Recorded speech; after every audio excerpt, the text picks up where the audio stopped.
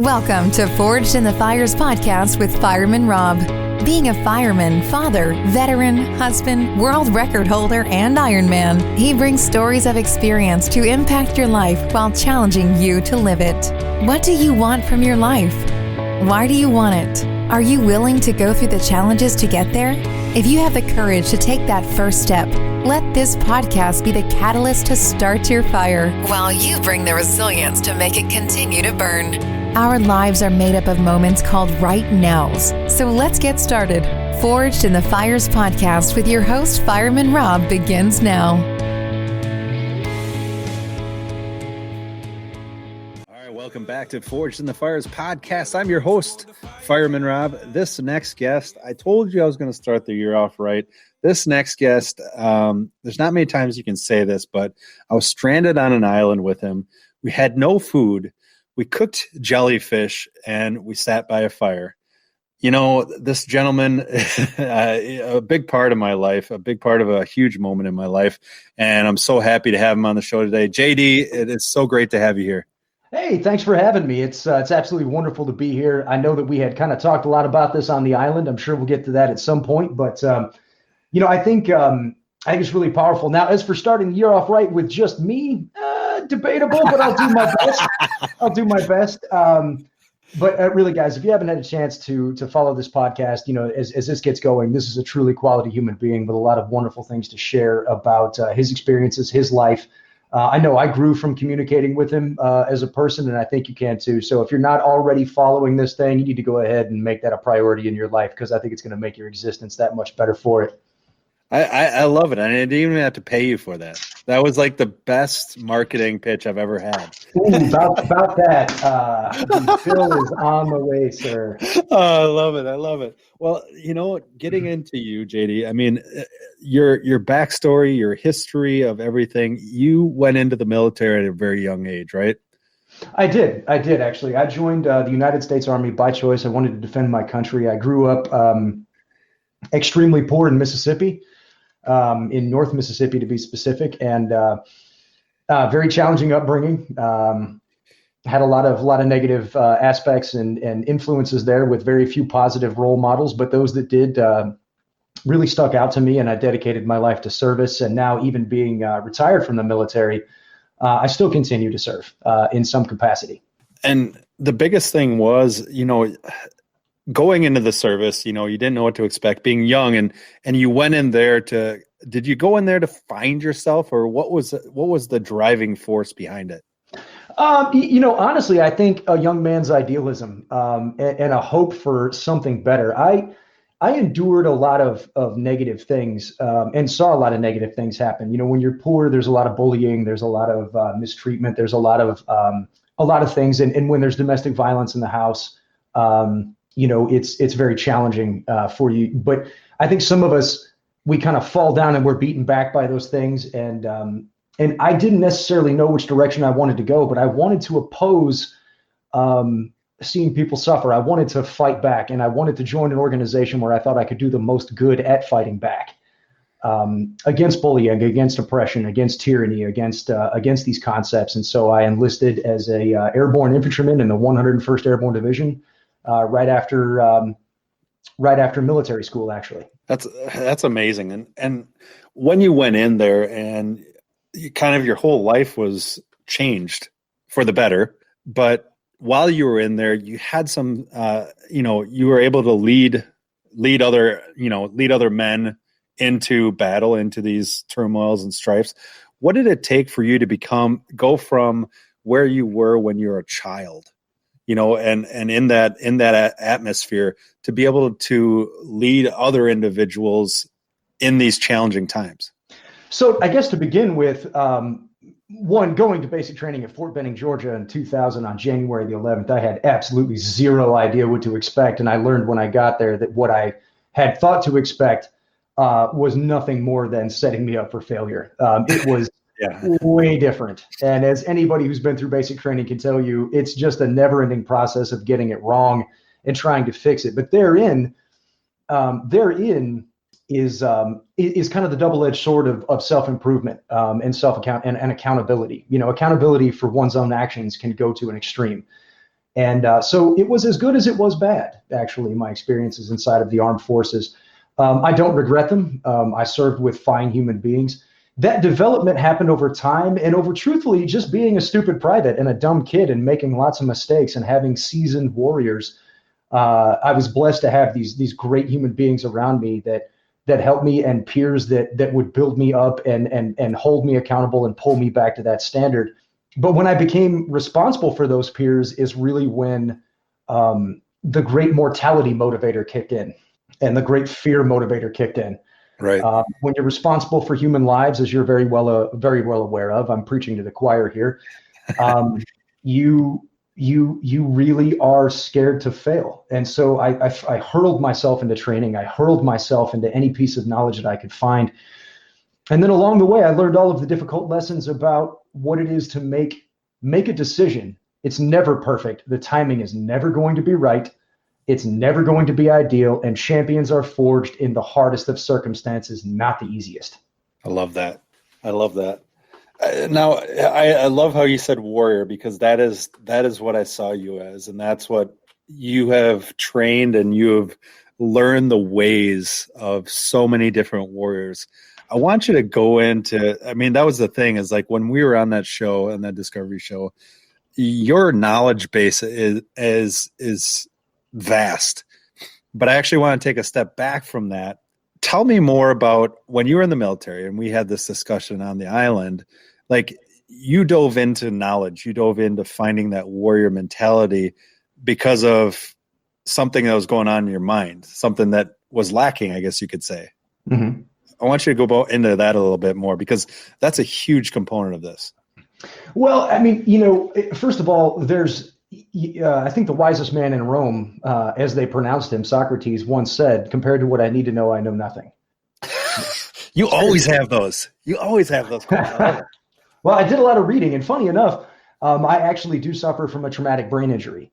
Right. And so knowledge began to matter to me when it wasn't just some easy thing that I could just snap up in my peripheral and just absorb almost automatically. I had to start working for it. So each line, each quote, each thing that I came across was precious to me. And I learned how to appreciate and value everything that's given to me and everything that I can remember, because when it slips from your grasp and you no longer have those memories and you no longer have those faculties, you're aware of how precious they were to start with. And so my best piece of advice to anybody before there is an injury in their life that separates them from something, as age will inevitably separate us from everything. Right. Embrace that now and pull that to you and begin that work. But to answer your question, that process of self-refinement has been a never-ending quest for me, understanding that I'm not an island, understanding, even though I was on one, I was not alone on one. Right. I was not alone on that island, and I did not do that by myself. I did that with some fine, outstanding human beings, yourself being one of them. But that goal, that never-ending pursuit of refinement is just that. It will be never-ending. It has few rewards. It's incredibly challenging. No one around you will appreciate it, and no one around you will care. But I can tell you one thing, if you're listening, dear listener, it is worth it. Even still, it's worth it. It's worth it because it has to matter to you, and what matters to you and what you internalize, you determine value. No one determines value for you. You do. So find that quest for self-improvement. Mine comes through the martial arts. Yours can come through philosophy, art, painting. Challenge yourself and drive yourself further. And that's been my credo and what I've hoped to pull people towards my entire life. And I love it, because you really use the martial arts to heal you, in essence, and you took it to a large extreme, because what belt do you have? Like, I want to go into more, because I was like the only one on the show that had no real ninja martial arts. I was the dumb fireman who was standing there like going, what are you guys talking about? You want me to spin these things and stand on the static wire? And it was funny, because it was like, but your knowledge and how far you've gone in the mixed martial arts realm. Tell me more about that, because I loved hearing about it. And I think it's really speaks to the character of when you speak, it's from a place of experience-based knowledge, not just reading. Well, it began early on in my life with boxing and wrestling. Wrestling is available to most children in school, and then I found a boxing gym that I could go to and I could train in boxing. And then it developed into Filipino martial arts and the interest in the Filipino martial arts, knife fighting, stick fighting, Kali Eskrima. And that really came about as a result of making a friend through boxing who also trained in Kali. Yep. And then I continued with these systems because they were a simple daily process. And to speak to that process and to explain how I moved through so many different martial systems, I want to be clear to anyone who's listening. I'm not special. I'm not magic. I'm not anything other than I did what the martial arts demands. And that is both the easiest and hardest thing to do, in that all you really have to do is just do it. That's all you have to do to get better at martial arts, is just do it. Now, here's the hard part. Every day, you have to do it. When you're sick, when you're tired, when you don't want to, when your muscles hurt, you need to find a way to train. And you need to, what you're going to be confronted with is your human limitations. Don't let those limitations scare you, right? You will be defeated. If you're stepping into the martial arts right now with the idea of not being beaten, you're going to find that walking that path of expectation will grind you to dust. Instead, be 1% better than you were yesterday. And that's all that truly matters. Because every great champion has been tapped, has been defeated, has been knocked out, has missed the obvious. Everybody's done it, from the greatest to the smallest of us. That's just the path. But that's a true example of life. And that sometimes you struggle as hard as you can, and it's just not enough. But you keep trying. And so I kept trying.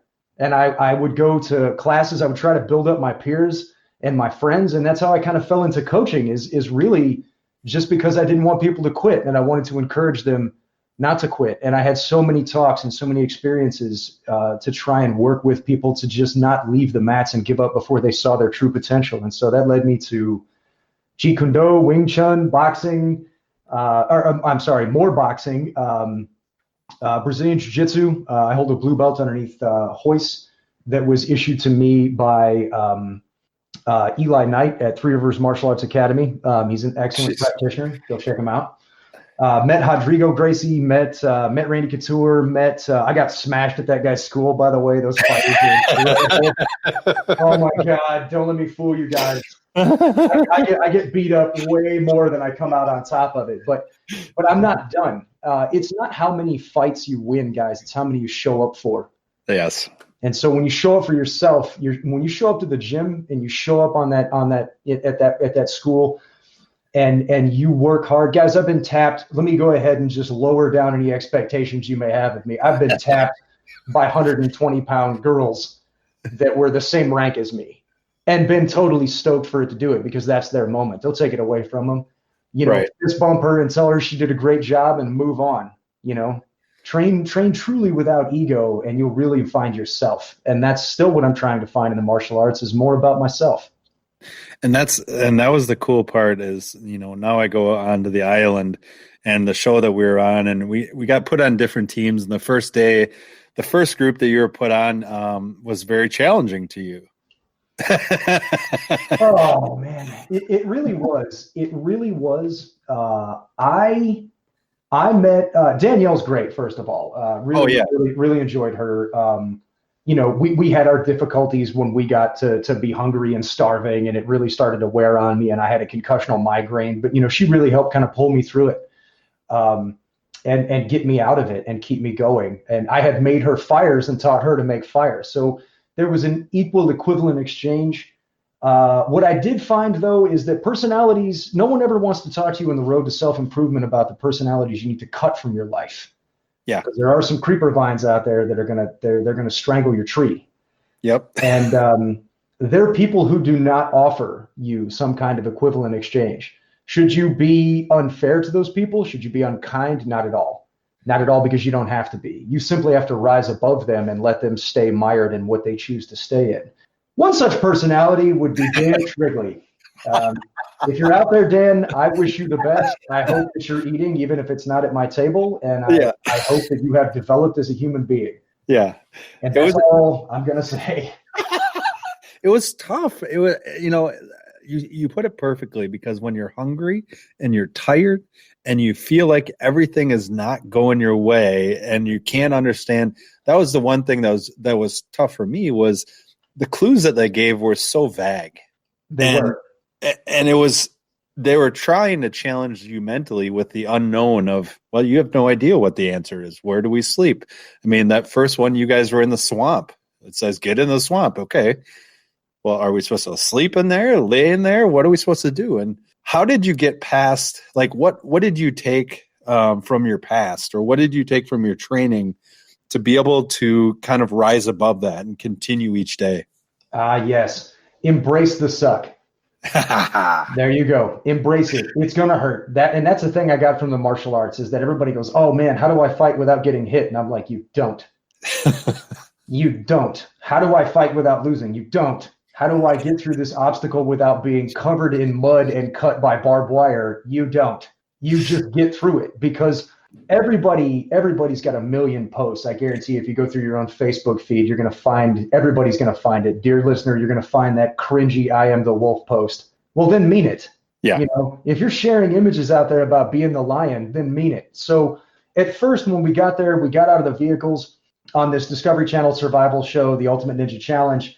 And I have Danielle and Dan with me. And the first thing is they were like, okay, we find this scroll and it talks about moving through the swamp. And I'm like, yo, let's not do that. Let's just go to the high ground and camp somewhere dry. Yeah. It was later explained to us that, you know, eventually we were herded along and they wanted us to get into the cold water. And so everybody went, man, I don't know about this. And I just jumped in it. Yep. Because, I mean, if this is it, then this is it. If this is the mission, then very well, so be it. You can't beat me. And that indomitable mindset, here's the hardest part about that, guys. You have to win second to second. It's not one fight. I mean, it's a fight every step, but it's a fight you can win if you choose the victory. And the victory is, I can put one foot in front of the other, and I'll do this until I black out, pass out, or become a cold weather casualty. I don't really care. Right. And that was one of my favorite quotes. You said, win the minute. Tell me that one again. That's one of my favorite quotes. You told me that on the island, and it made so much sense, because it's a progressional success model for that you can actually tangibly look in your mind and go, I can do this. Well, for whatever this may mean to anybody out there hearing it, and I hope especially, I definitely want to throw this out there to any veteran or anyone suffering from post-traumatic stress disorder, survivor's guilt, and other issues, and anybody generally, even outside of that is considering harming yourself, especially this matters. And I want you to hear exactly what I'm saying to you. Win that second, then you can win a day. I promise. If you win a second, you can win an hour. If you win an hour, you can win a day. You win a day, you win a week. You win a week, you can win a month. You win a month, you win a year. You win a year, you might just win a life. Because you can win.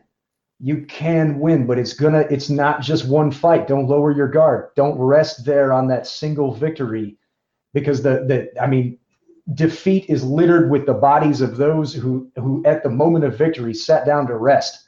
Like, get in there and keep swinging, keep punching. I absolutely love that one. It gives me chills still to this day to just hear that, because it takes me back to when you, myself and Sean were on an island, stranded on an island. We didn't know how many days it was going to be. I think it was day 2, the evening of day 2, and we had the fire going, and 3 veterans sitting around a fire. And you told your story of kind of what kept you up at nights for the longest time. And, you know, kind of you gave me that quote after you had told that story, and it really moved me. But tell me what was it that kept you up for so many nights? I know what it is, but that quote that you just gave, mm-hmm. This will give that more meaning. Well, there's actually a few. To skip over it, I was in both invasions. I invaded Afghanistan in first wave, and I invaded Iraq in first wave, and I went back for a third tour where I succumbed to my injuries and wounds, and was then sent to a U.S. Army hospital. Unfortunately, I got one of those jobs that was full of mold. They condemned the building that I lived in. They moved us to new barracks, which were actually pretty nice, but it was pretty awful the entire time I was there. In fact, I remember feeling alone, completely alone, laying there injured. And I had gone to see a doctor one day, and he told me, look, you're always going to have migraines for the rest of your life. Your injuries are permanent. They wanted me to walk with a cane. They wanted me to wear blackout glasses. They wanted me to essentially just live on painkillers. Yeah. And so I made and this may sound a bit graphic, but I guess it goes back to it, to show you the other side of my existence. I took a piece of paper. I drew a line down the center. I wrote reasons to live and reasons not to. And I loaded a 45 caliber pistol. It was a Heckler and Koch. And I decided that at the end of this, realistically, this wasn't melodramatic. I wasn't really going to tell anybody about it or talk to anyone. Right. I wasn't going to leave a long suicide note or any of those other things. I just needed to decide whether the kind of physical agony that I was living in was worth living my life. Right. And I wrote so many. I had a laundry list of things on the reasons to end my life. I mean, a laundry list: pain, suffering, agony. I miss my friends. I don't want to carry these burdens anymore. I don't want to see their, the nature of how they passed and how they left the world. I was lonely, and I was crushed. But I had one thing that I had written on the other side, and that was the name of my daughter, Phoenix. Named Phoenix because I told her, "You rose from my ashes better than I will ever be, better than I could ever hope to be. You're the best of me." But I needed to be here because I thought, how then will she deal with all the ugliness of the world if you can't find a way back to her? And I had been clouded in, terrible things. I drank. I was angry. I was hurt. I just went the wrong way. And I started that day when I finally looked at that name enough, and I unloaded the pistol, and I kept the top bullet of the magazine. And it reminds me that I need to push forward and that there is a reason to be here. But more than that, I discovered that she needs me to be me in order to really have me. And so I set out to find myself again and to recover and put back those pieces, because unfortunately, there isn't as much help from the Army or the federal government as people like to think there is. Right. But you can do it yourself, and you can do it with a community. You can reach out for help to begin with among like-minded human beings that are looking to improve themselves. And I found that the most in a thing that had always been there from my youth, which was the martial arts. There's nothing like being on the mats with guys that, fist bumps and hugs, and I put down the booze. I put it all down, and I walked away from it to be a better man. And you have, I attest to that by far. And from my heart, you helped me to realize it was right after you were telling your story, right after you told we were talking about that over the fire, and I had carried around that blanket that I found at 9/11 since that day, and called it my purpose. And it was interesting. And I had problems with drinking, with anger, with all sorts of things. And it was interesting because you were there that day that I threw away that piece that I thought was keeping me alive. That was my purpose. That was my drive, and threw it into the fire. And I always remember that day. I have issues with memory as you do.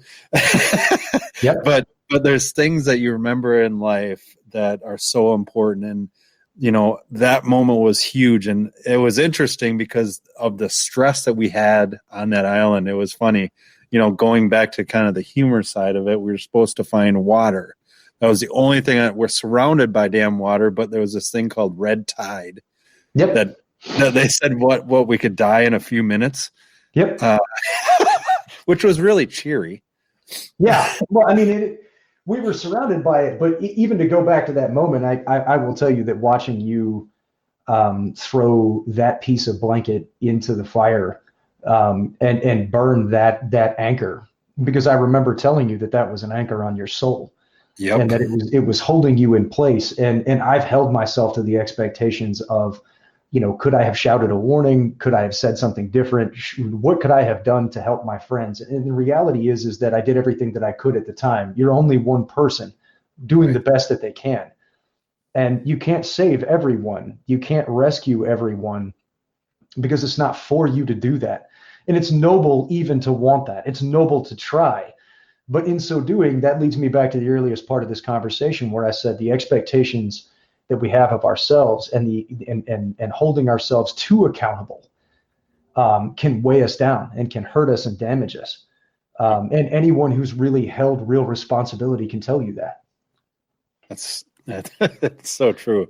It's so true. And our time together, I remember walking up that hill and not seeing a single piece of food, but still being okay because we had the conversations that we were having.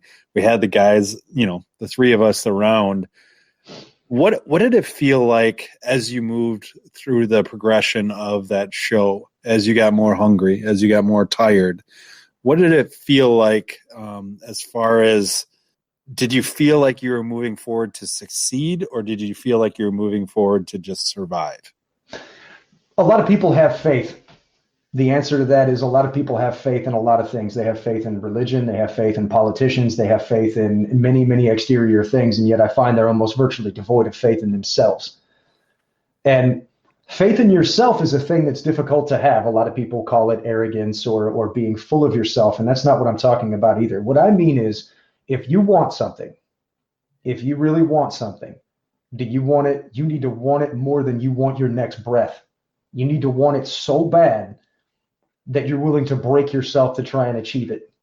And if you're broken in that attempt, then you couldn't give any more. Release yourself from it because you broke yourself trying to get it. You pushed towards that objective. Now, I was fortunate enough that despite, the wounds didn't biomechanically stop me from functioning. And I was lucky. It's not all willpower. There is an element of luck, but luck has a greater opportunity to shine upon you so long as you do not stop and you do not quit. And as it got worse, I kept thinking about how good it would feel to hug my loved ones at the end, to drink a hot cup of Timmy Ho's coffee, baby. Tim Hortons, if you're out there, hit up your mans. Hit up your mans. Sponsorship right here. Discovery Channel canned the show, but you can help out of that. I like it. But I kept thinking about it, and it was good because it showed me how much things matter to me. In fact, towards the end of it, Guy Higgins and I were actually in front of the fire. And I thought, when this is over, we're all going to go back to normal lives with cell phones, and we wouldn't sit in front of this fire and just embrace each other as men. And unfortunately, when the phones did appear, the relationships that we had forged that were so critical to us began to fall away. And I was always very deeply sad by that. But I held on to another epic human being who's out there, and his name, I held on to you. Fantastic man, one of the finest human beings I've met. You're super selling yourself a little short. I mean, this guy runs marathons and turnout gear for charity. What do you need? I mean, but another great human being who's out there presently running a webpage that, if you wouldn't mind, link this in the description or anywhere, would be Josh Tyler. Yep. He runs the League of Savage Gentlemen. It is a place where they do it is an environment of coaching and safety and security with a group of men where you can talk about men's issues without reprisal and without fear. And we're looking to grow and strengthen one another in that environment. So highly recommend you check that guy out. But Josh Tyler, man, even and smooth and steady the whole time. The guy's a rock. He is. Just amazing. He is. I'm actually at your Instagram page, JD_Caputo, and I'm looking at how to say hello on the mats with you and Josh. And Josh is punching you in the face. So it's a perfect symbiotic relationship right there. Can I tell you how funny that is? First of all, Josh Tyler can destroy me in hand-to-hand combat at a whim. And we actually did a thing where I picked up a weapon, a knife, a training blade, and we did it in front of like about 1,100 live followers. And somebody went, "Hey, put up or shut up. Let's see if you're good." And I handed him the knife and I said, "Come after me." And he never touched me. But that night we went to Jeremy Horns, and Now I'm in front of a collegiate wrestler, super fit guy, brown belt in jiu-jitsu, MMA fighter, incredibly indomitable human being. And man, is it just me getting the hell beat out of me. But it was fun, right? Man, I loved every minute of it. What happened is I got the black eye at the very end because we threw on MMA gloves and they said 30 seconds left, and we're laughing the whole time. And I've got a hold of his head, he's got a hold of mine. He's got me up against the cage or the wall, the mat wall. And I'm throwing uppercuts and punching him in the face, and he's punching me, actually elbowed me in the eye. We're laughing. I had blood running out of my nose. Best time of my life. Again, if you're out there in the Utah area, Jeremy Horn, UFC legend, incredibly humble guy. Amazing.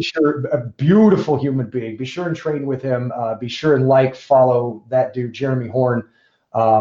Incredible guy. Runs a phenomenal facility. Produced great champions like the likes of Sean O'Connell. More importantly, great champions like Josh Tyler. There you go. And I can't. The picture just makes me laugh. And yeah, you two are amazing human beings. It was kind of cool to have that kind of grouping on the show, and just to have the ability to create those bonds in those kind of environments is kind of one of those unique aspects that I wish, it's like I wish we could do it again. But then I remember what it was truly like, and I'd rather just go to like a nice Hyatt motel and stay with you guys. I would absolutely like to do that too. That show, I never, man, it. Excuse me. That actually physically pretty well mangled me for a while. I came home and I had to eat. My girlfriend would bring me food, and I would gorge myself on food, and I would actually. It's gross, but vomit up partially digested food. And then right after that, not long after that, Josh Tyler and I decide that we're going to charter a helicopter, fly to the top of a mountain, make a snow cave because a snowstorm showed up. And we wind up freezing inside of this thing. But I realized in that moment that I was happy again. Yeah. And it really cemented one thing. And that, it is about who we share this road with. Oh, so true. And I feel, despite anything I may have done, I have always felt small standing beside some of the excellent human beings that I stood in the uniform with, the great champions that will go unspoken of and uncounted among our number, those living and those dead, the tremendous human beings like yourself, the 9/11 firemen and first responders that have held this nation together since its inception. In my opinion, that kind of selfless servant attitude that exists is a rare and beautiful thing. And I think the true mark of integrity and the true mark of being a good person is how you treat people who can do nothing for you at all. And I think that I hold that type of personality to be among the very finest. I've always felt small before it. I love it. I love it. JD, it's so awesome to have you on the show today. And I always end with 3 questions. I have 3 new questions for this new season. So I actually had Josh on last year, so he got different ones. But the first question, the easy ones. Yeah, I actually gave Josh the easy ones. Great. So here's the first question. Okay. If you could tell your 18-year-old self something, what is the one biggest suggestion you would tell yourself? What would I tell myself at 18 years old? So what I would tell myself at 18 years, because if I came back in time and I was standing in front of myself, previous 18-year-old Josh Caputo would be terrified and have questions about time travel. What I would actually tell him is, don't worry about any of that. The people that are beside you, everything you're about to go through in these invasions is going to be hard. It's going to hurt. You are going to go to war and you will suffer. Don't quit. And I would change nothing. No matter what scar or wound or thing appeared, truly accepting one's life is the greatest peace that any of us can have. The good, the bad, the wrong, the right, the indifferent.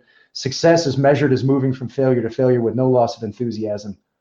And so that's what I would tell him. They need you.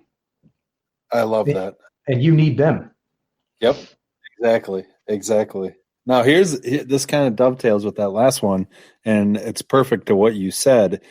So what are two things that you would tell people who are going through hard times?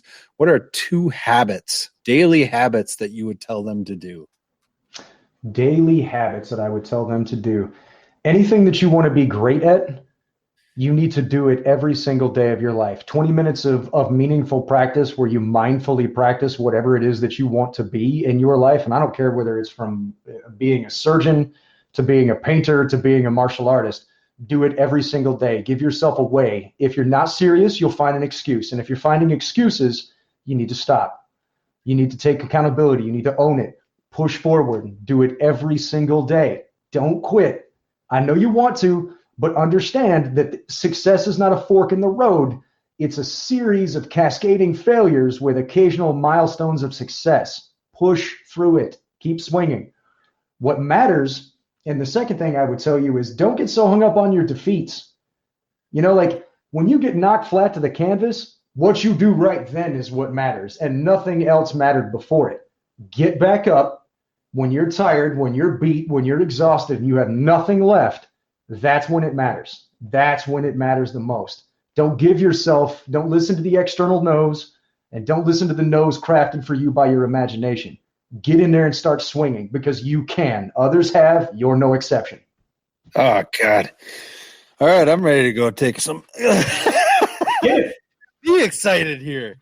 Oh, okay. This last question may not be as exciting as that last one was, but this question I have been wanting to hear your response because we get responses all over the board. It's actually really insightful, and I know the people that you're going to pick are going to be good.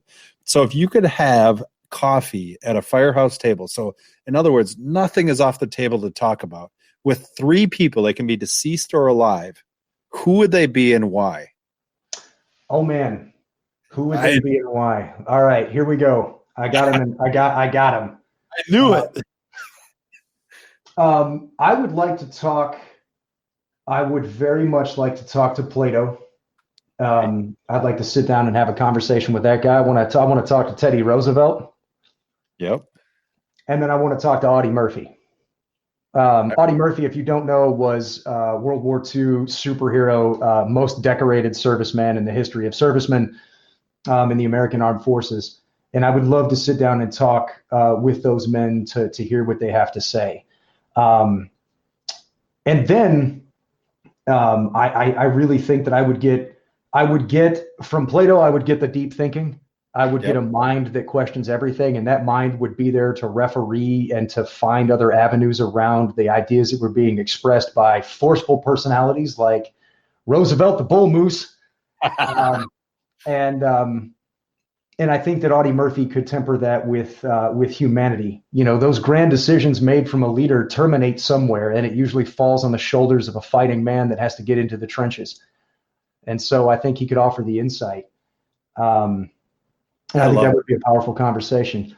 If we're closing up here, I do want to leave your listeners with one thing, and it was a quote that was left to me by my father. Now, understand that this quote inspired me my whole life, and I hope it does the same for you. And that quote is, if not you, then who? And if not right now, then when? Get on it. You can do it. I love it. JD, always an honor to be able to talk to you, an honor to have met you. And I can't thank you enough for what you did in my life and continue to do with others. So thanks so much for joining us today, JD.